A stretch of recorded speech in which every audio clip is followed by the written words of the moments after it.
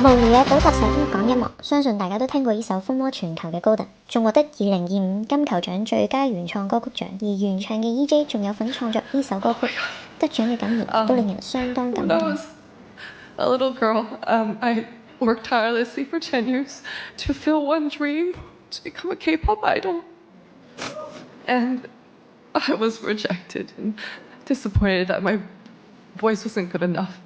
曾經喺韓國娛樂公司 SM 成為練習生超過12年，一直夢想都係成為一個 K-pop idol，仲試過冇間斷練習排舞6個鐘，連暈低都唔夠膽同人講啊！ 춤 연습 6시간, 노래 연습. 중간에 기절했었어요. 13살? 기절하고 어떻게 깨었냐면요. 최강찬민 선배님이 들어오시는 거예요. 그래서 그냥 이게 있는지 하니까 그게 들려와서 깬 거예요.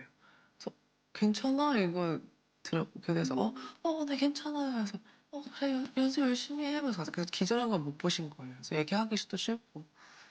最後因為聲音、身高等原因，最終都係未能出道。放棄歌手夢嘅佢，曾經一度懷疑自己，甚至厭惡自己。但佢最愛嘅音樂拯救翻佢。佢唔單止喺 YouTube 自學作曲作詞，成為咗創作人。之後佢仲用另外一個身份重回 K-pop 嘅世界。呢幾首咁 hit 嘅歌都係佢嘅作品。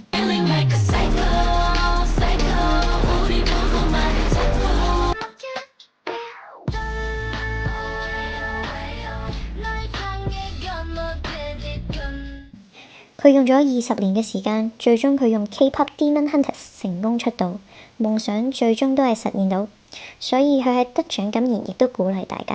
Rejection is redirection, and so never give up, and it's never too late to shine like you were born to be. 希望大家都揾到熱愛同拯救自己嘅東西，發出光芒啦！喂，咁無聊嘅？係啊，得個支持啫。